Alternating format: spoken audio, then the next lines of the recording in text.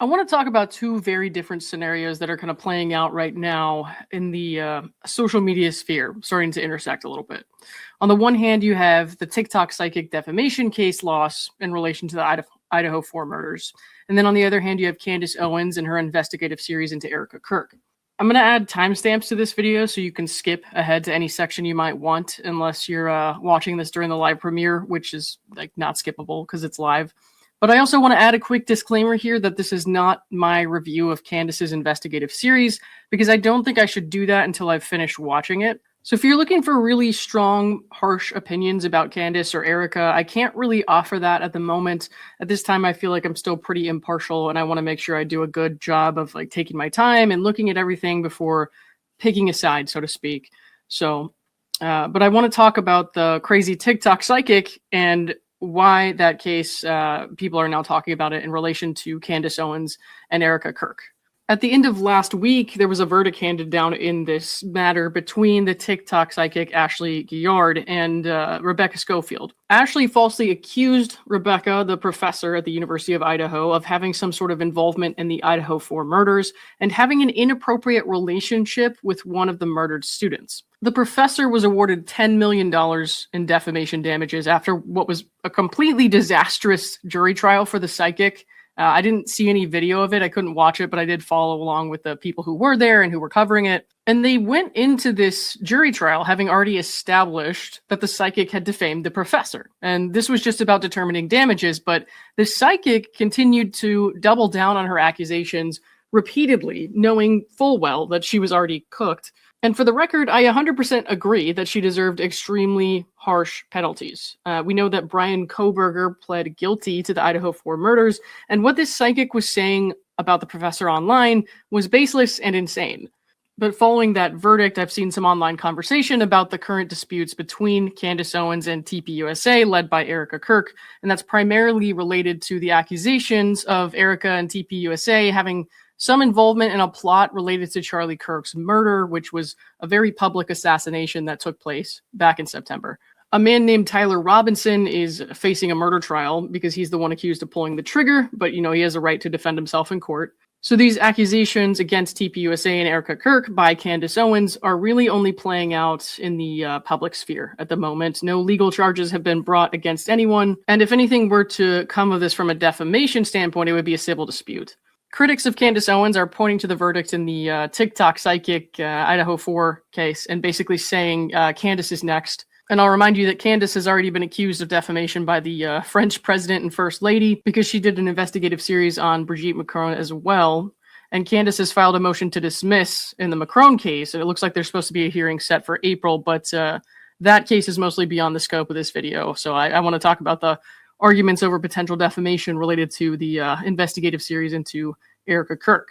Let me start by giving some details of the TikTok psychic case. So I'm not going to be able to walk through the entire thing, but I'll talk about some of the more bizarre points of it. So like I said before, Bryan Kohberger pled guilty to the Idaho 4 murders. There was no credible evidence of any plot by this professor, but Ashley Gillard decided to use her psychic intuition to make explicit accusations against Rebecca Schofield, claiming that Rebecca was having an affair with one of the female students and she had the murders orchestrated to cover it up. Ashley had never been to Idaho. She'd never met any of these people. She believes herself to have psychic abilities, and she read tarot cards to try to help solve the murders. Again, that she has nothing to do with. She's never even been to the area. She had no involvement with anyone whatsoever. She just took it upon herself to say, I have psychic abilities, and I know that this professor, she was having an affair and ordered these murders to have it covered up. And she made dozens and dozens of videos to this effect, saying basically, oh, I'm not going to get sued because I know I'm correct, and saying, well, this professor's going to regret this lawsuit. I mean, this crazy person even tried to file counterclaims when she was sued for defamation, which were obviously thrown out. She, and I didn't watch all of her content, so I didn't see this, but I read that she had posted photos and contact information for Schofield, claiming that she had the affair with one of the female students, the victims. And some of her videos are still up on YouTube and TikTok, so you can go watch that if you really want. Just know that there's no truth to it. The counterclaims were absolutely bizarre. Like, the psychic said that she had been defamed, that they were causing her emotional distress, basically because the professor defended herself, and then other people, other news outlets, etc., started saying that she was insane, has mental health issues, suffers from psychosis, has schizophrenia, posting videos for clout, harming the victims' families, insane, causing harm to Rebecca Schofield and her family. I mean, a lot of those are reasonable opinions to have after watching this psychic's content. And then Ashley tries to paint herself as just like a helpful, special person who's trying to help grieving mothers get details regarding crimes against their daughters and helping people get answers regarding unsolved murders of their family members. I'm like, holy shit, someone should stop this lady. This is absolutely nuts. So this person, this psychic, seems to understand why defamation is wrong and why you can't just say crazy things that cause harm to people, but she continued to double down. And I know some people who are really into like tarot cards and other stuff like that. I have never met anyone who's taken things to this level. Like personally, I don't really buy into that kind of stuff, but if it's your thing, then that's fine, as long as you're not hurting anybody. There's like having a hobby and free expression of opinions, and then there's making a serious accusation of murder against someone based on your perceived psychic abilities. The court probably doesn't care if you think you're psychic. You know right from wrong, you know you can't do that. And it's absolutely reasonable for observers to see the kinds of things that this psychic was saying and what she was doing and think that she's insane. That is nobody's fault but her own.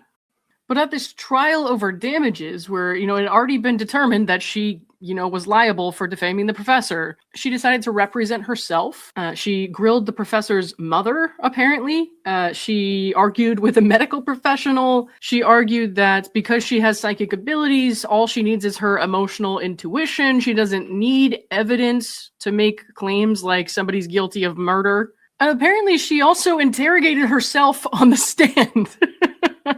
Again, I don't have any video of that, unfortunately, but apparently that's what happened based on, the reports of people who were there. Let me just pull up some more about her cross-examining herself here, because that's just, oh my God. It says, on the last day of trial, Friday, Guillard presented her defense and called just one witness, herself. The unique situation played out similarly earlier in the trial when Schofield's lead attorney, Wendy Olson, presented the plaintiff's case and called Guillard to the stand. Guillard then cross-examined herself in a question and answer format before jurors. Guillard began her defense with a deep dive into her background as an Army veteran who later earned bachelor's and master's degrees in fields related to business and human resources. And you're a TikTok psychic? Do something else, lady. Do something else. I mean, I doubt anyone's going to want to hire you now, but oh my God, she had ample other opportunities. She said she was working as an HR specialist for the federal government when she decided she wanted something different for herself and quit her job to begin a spiritual journey. Oh God. So she left her husband and decided to pursue spirituality full time. Then she learned about tarot and various religions and other beliefs, including numerology, which assigns relationships between numbers and life events. I knew somebody who was really into these things, and she had a massive psychotic break related to these things. I'm not saying that everybody who, looks into these things or cares about these things is psychotic. Obviously, that's not what I'm saying. But I'm saying I know some pretty crazy people who really latch on to these things and kind of lose their grasp of reality. Oh God, it gets worse. Guillard said she watched YouTube videos to train herself to read tarot cards. Oh God. She practiced on herself and by watching reality TV shows to predict their outcomes. This is just a whole lot of stupid after stupid after stupid decision. Throughout her self-directed testimony, she sought to convince the jury that she believed everything she said in her tarot reading videos about the U of I professor was true. Guillard told jurors she also tried to gain access to case information that would have tied Schofield to the murders, but was denied by law enforcement and court officials. No shit. So they mention here, obviously, with each witness that Schofield had called Guillard in her role as her own attorney, challenged their testimony, and sometimes testy back and forths that had to be refereed by the judge and court staff. And they do talk a little bit here about that exchange between Guillard and Schofield's mother, because the mother had to testify to speak a little bit to some of the damages. Imagine being that woman and her mother and having this idiot act as her own attorney and just like terrorize you further in court.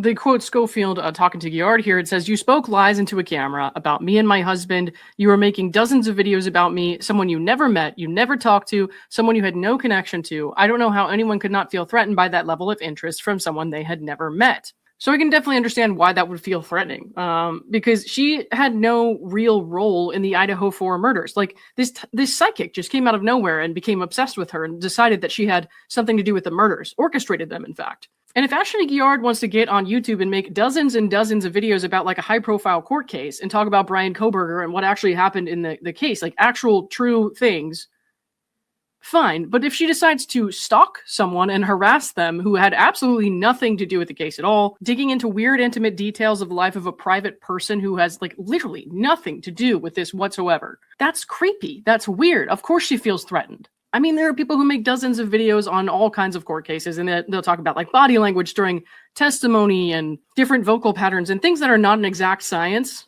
but there's a purpose to it. They're talking about a case, a matter of public interest, and they're focusing on something that has implications for the public. Randomly finding a target and stalking them and their family and posting their contact information and their address and whatever online, that's insane. And you should face damages for shit like that. I mean, if Rebecca Schofield had ever been a legitimate suspect, or like legitimately had anything to do with a crime, and this lady wanted to tarot card till she was blue in the face about statements that, you know, the suspect had made, what was going on during the trial, whatever. I mean, I think maybe that wouldn't be a purpose that I would really be interested in, but it would at least serve a purpose. It would at least be somewhat relevant or related. I doubt that I would watch that kind of content, but I probably wouldn't complain about its existence, you know? And just as a personal decision when it comes to court cases and shit like that, I try to keep the subject matter of whatever content I'm making relevant to the court cases in some way.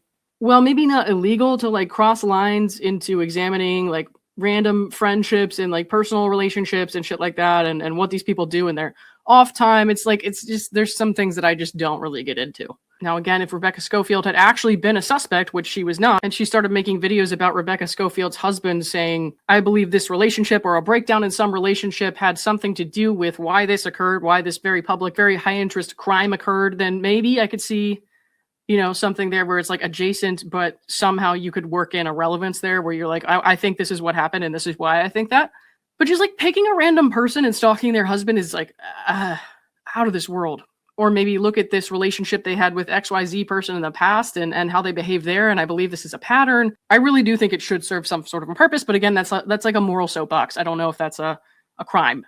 I don't know if we really punish people for being creepy, but this person obviously took it a step beyond being a little creepy in relation to a public interest case. Like at this point, it's very clear Rebecca Schofield had nothing to do with the Idaho 4 murders. So picking apart her relationships with her husband and every other aspect of her life is nothing more than like random terrorism of a private citizen. Anyways, Rebecca Schofield asked for, I think it was less than $2 million in damages, and the jury awarded her at least 5 times whatever she asked for. It was at $10 million, and I think Ashley Guillard earned every bit of that. So, of course, now that that verdict has come down, you have people speculating about the feud between Candace Owens and Erika Kirk, TPUSA.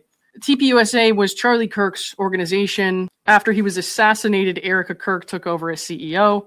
And while Tyler Robinson is the official suspect who's been accused of killing Charlie Kirk, Candace Owens has made a lot of statements suggesting that Erika Kirk and TPUSA, among others, had something to do with the sort of plot and reason behind Charlie's death. So Candace believes that this was not just a case of Tyler Robinson going and acting based on his individual motives by himself. Not necessarily that she's saying, I believe she's not necessarily saying he definitely wasn't the shooter, you know, but she's saying there were bigger motives behind this. There was a bigger plot to have Charlie killed. This has ignited some flame wars online, like all over the internet, really, between people who think that Candace is a crazy person and a demon for making accusations towards Charlie's widow. And then there's people who think that Erika Kirk is an evil person and that Candace is going to expose her role, TPUSA's role, and others in this assassination. And the first big thing that springs to mind is that Candace and Erika are both obviously public figures. Now, I'm not a lawyer, bear in mind, my background is in criminology and psych. So I'm just giving a layperson opinion here of a defamation case. And my understanding of the differences between, you know, a defamation case when it's like defamation of a public figure versus a private citizen is that a public figure is going to have to prove that the person defaming them, you know, made a statement knowing that it was false or with reckless disregard for the truth. And reckless disregard for the truth doesn't just mean carelessness necessarily. There's a very high bar. So that person has to have had serious reason to doubt the truth of their statement, but they made the statement anyways. And that sucks in a lot of regards because people get away with things that appear to be, morally wrong sometimes, but they don't meet the standard for defamation. But that's the standard we have to set to uphold free speech, public debate, to not chill people out of exercising their free speech, and to allow criticism of powerful people. Now, Bryan Kohberger pled guilty to the Idaho 4 murders, and there were plenty of other reasons for Ashley Guillard to seriously doubt the truth of what she was saying, and yet she continued to say it. In the face of all evidence to the contrary, she continued to say that Rebecca Schofield was responsible for the murders. So even if Rebecca Schofield had been considered a public figure, which I don't think that she was, I'm pretty sure she's a private citizen. Even if that were the case, Ashley Guillard really fucked herself. She was arrogant and displayed a reckless disregard for the truth, in my opinion. So when I'm comparing these two issues and I'm thinking about the types of things Candace has said about the murder of Charlie Kirk and the people she's kind of questioning in their potential relationship to it, my mind goes to this case with Tyler Robinson, which, nobody's been convicted for Charlie's murder yet. The court case has not progressed very much at all. I mean, these things take time. It could be a while before it's decided if Tyler Robinson is guilty or not, and if he decides to take a plea, that kind of thing. So no matter how you feel about Candace Owens' statements and her opinions and the questions she's asking and the her purported evidence that she's presenting. And I know people speculate.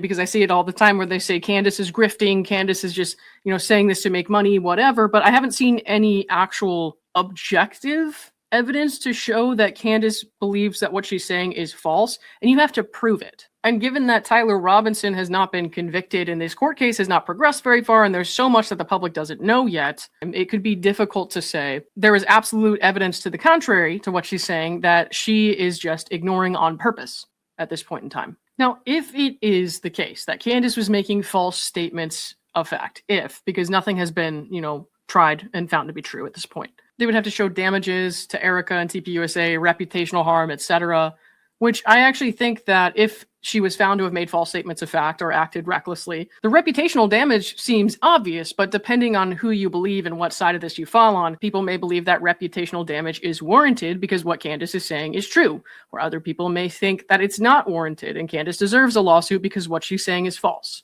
Candace would have to have deliberately avoided checking facts, like I said, ignored obvious evidence contradicting the statement she's making, and it would have to be a matter of fact, not opinion. So another big thing now is Candace scrutinizing Erika Kirk's past. She's going into her family history, she's making negative statements about Erika that have nothing to do with Charlie Kirk, and those kinds of things, they're not necessarily matters of fact. So unfortunately, StreamYard, which I use for a lot of recording or live streams, it's having some kind of issue with like audio video right now where the audio is like off with the video. So for the rest of this, I'm going to have to unfortunately, I'll just put up a photo and then I'll have the audio still going, but you won't be able to see my face, but you'll be able to hear it. And that's just until StreamYard fixes whatever's going on today. So I want to talk about this in terms of like whether or not any of this could be considered defamation at any point.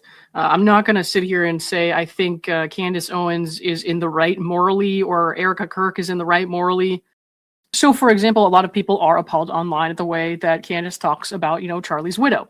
But if Candace and Candace's followers think that it's weird and creepy and scary for the widow to put on sparkle pants and run around in front of fireworks, then they're allowed to think that. That's not defamatory. That's just their opinion of that.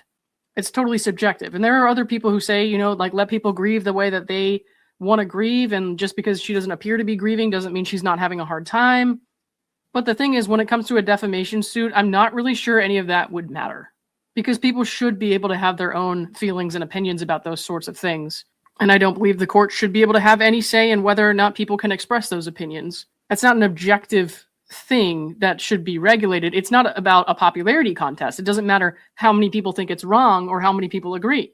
Otherwise, we would live in a country where people are only allowed to think or feel one certain way for fear of, expressing the different or less popular opinion and being punished for it. So at that point, the appropriate way to combat something like that is through discourse. It's through talking to people and saying, this is how I feel. I don't like your opinion. Here's why. Here's why I feel the way that I feel. None of that has anything to do with defamation. So when people bring that up and say Candace is going to lose a defamation suit now, I'm just kind of like, well, not thinking someone should wear sparkle pants, which personally I don't give a shit.